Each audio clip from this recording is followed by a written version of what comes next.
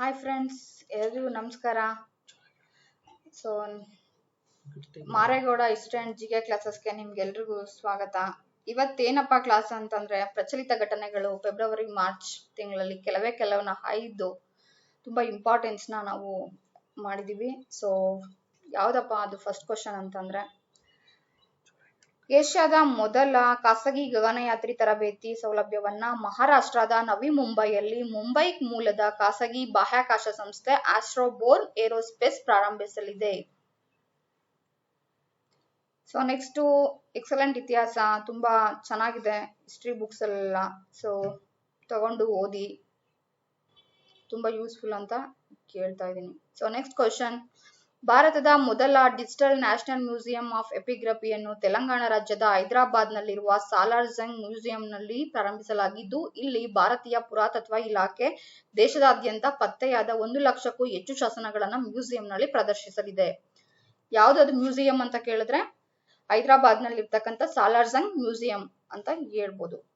So next question, Egypt ದೇಶದ ನೂತನ ರಾಷ್ಟ್ರಾಧ್ಯಕ್ಷರಾಗಿ Abdel Fattah ಅಲ್ ಸಿಸಿ ಅವರು 3ನೇ ಅವಧಿಗೆ ಆಯ್ಕೆಯಾಗಿದ್ದಾರೆ. ಯಾರು ಅಂದ್ರೆ ಇವರು ರಾಷ್ಟ್ರಾಧ್ಯಕ್ಷರು, ಪ್ರಧಾನಿ ಅಲ್ಲ, ರಾಷ್ಟ್ರಾಧ್ಯಕ್ಷರು, ಮರಿಬೇಡ್ರಿ ಅದನ್ನ. ಅಬ್ದೆಲ್ ಫತಾಹ್ ಅಲ್ ಸಿಸಿ ಅವರು 3ನೇ ಅವಧಿಗೆ ಆಯ್ಕೆಯಾಗಿದ್ದಾರೆ. ಸೊ ಈಜಿಪ್ಟ್ ನ ರಾಜಧಾನಿ ಅಂದ್ರೆ ಕೈರೋ ಬರುತ್ತೆ, ಕರೆನ್ಸಿ ಈಜಿಪ್ಟ್ ನ ಪೌಂಡ್. ಸೊ ನೆಕ್ಸ್ಟ್ ಕ್ವಶನ್, ಇತ್ತೀಚೆಗೆ ಕೇಂದ್ರ ಗೃಹ ಸಚಿವ ಅಮಿತ್ ಶಾ ಅಕ್ರಮ ವಲಸೆ ತಡೆಯಲು ಮತ್ತು ಉತ್ತಮ ಕಣ್ಗಾವಲಿಗೆ ಅನುಕೂಲವಾಗುವಂತೆ ಭಾರತ ಮತ್ತು ಮ್ಯಾನ್ಮಾರ್ ಗಡಿಯಲ್ಲಿ, ಕೇಳ್ತಾರೆ ಕ್ವಶನ್ ಯಾವ ಗಡಿಯಲ್ಲಿ ಅಂತ, ಭಾರತ ಮತ್ತು ಮ್ಯಾನ್ಮಾರ್ ಗಡಿಯಲ್ಲಿ 1643 ಕಿಲೋಮೀಟರ್ಗಳ ಬೇಲಿ ನಿರ್ಮಿಸಲು ಸರ್ಕಾರ ನಿರ್ಧರಿಸಿದೆ ಎಂದು ತಿಳಿಸಿದ್ದಾರೆ. ನೋಡಿ ಯಾವ ತರ ಗಡಿಯಲ್ಲಿ ಬೇಲಿ ಹಾಕ್ತಾರೆ ಅಂತ ಗೊತ್ತಾಗುತ್ತೆ ಚಿತ್ರ ನೋಡಿದ್ರೆ. ಸೊ ನೆಕ್ಸ್ಟ್ ಯಾವ್ಯಾವ ದೇಶ ಅಂದ್ರೆ ಭಾರತ ಮತ್ತು ಮ್ಯಾನ್ಮಾರ್ ಅಂತ ಹೇಳ್ಬೇಕು. ಸೊ ನೆಕ್ಸ್ಟ್ ಕ್ವಶನ್, ರಾಷ್ಟ್ರಪಿತ ಮಹಾತ್ಮ ಗಾಂಧೀಜಿಯವರ ಸ್ಮರಣಾರ್ಥ ಬಿಹಾರ ರಾಜ್ಯದ ಪಾಟ್ನಾದಲ್ಲಿ ಭಾರತದ ಮೊದಲ ಕಾಪರ್ ತಾಮ್ರ ಹೊದಿಕೆಯ 120 ಅಡಿ ಎತ್ತರದ ಬಾಪು ಟವರ್ ಸ್ಥಾಪನೆ ಮಾಡಲಾಗಿದೆ. ಯಾವ ರಾಜ್ಯ ಅಂದ್ರೆ ಬಿಹಾರ ರಾಜ್ಯದ ಪಾಟ್ನಾ, ಬಿಹಾರ ರಾಜ್ಯದ ರಾಜಧಾನಿ ಪಾಟ್ನಾದಲ್ಲಿ ತಾಮ್ರದ ಹೊದಿಕೆ 120 ಅಡಿ ಎತ್ತರದ ಬಾಪು ಟವರ್ ಅನ್ನ ಸ್ಥಾಪನೆ ಮಾಡಲಾಗಿದೆ. ಸೊ ನೆಕ್ಸ್ಟ್ ಕ್ವಶನ್, ಇತ್ತೀಚೆಗೆ ಅಸ್ಸಾಂನ ಗುವಾಹಟಿಯಲ್ಲಿ ನಡೆದ 25ನೇ ವಿಶ್ವ ಆಹಾರ ಕೃಷಿ ಸಂಸ್ಥೆ ಟೀ ಮೇಲೆ ಅಂತರ್ ಸರ್ಕಾರಿ ಗುಂಪು ಸಭೆಯಲ್ಲಿ ಒಂದು ಇದು ನಡೆದಿದೆ. ಏನಂದ್ರೆ ಅಂತಾರಾಷ್ಟ್ರೀಯ ಟೀ ಸಣ್ಣ ಹಿಡುವಳಿದಾರರ ಒಕ್ಕೂಟದ ಕೇಂದ್ರ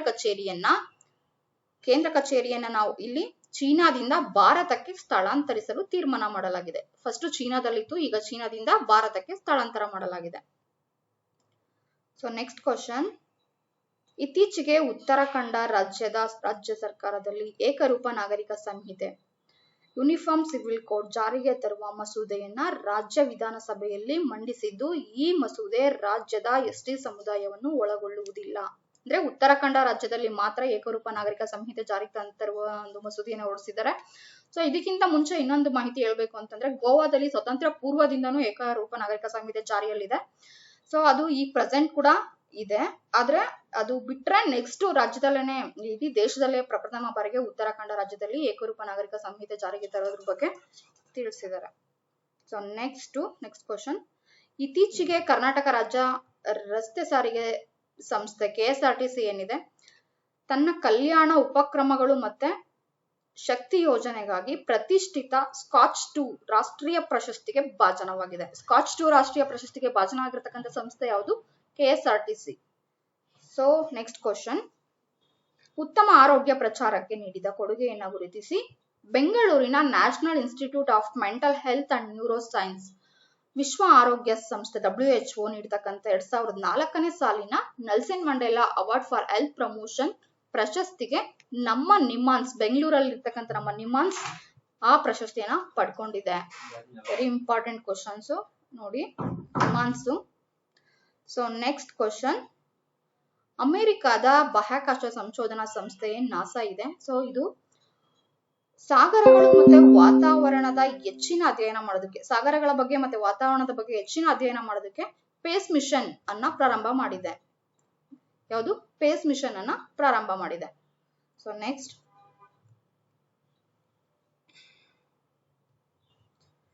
ಜಗತ್ತಿನ ಅತಿ ದೊಡ್ಡ ಮಿಲಿಟರಿ ಸಂಘಟನೆ ನ್ಯಾಟೋ ಒಕ್ಕೂಟದ 32ನೇ ನೂತನ ಸದಸ್ಯ ರಾಷ್ಟ್ರವಾಗಿ ಇತ್ತೀಚೆಗೆ ಸ್ವೀಡನ್ ದೇಶ ಅಧಿಕೃತವಾಗಿ ಸೇರ್ಪಡೆಗೊಂಡಿದೆ.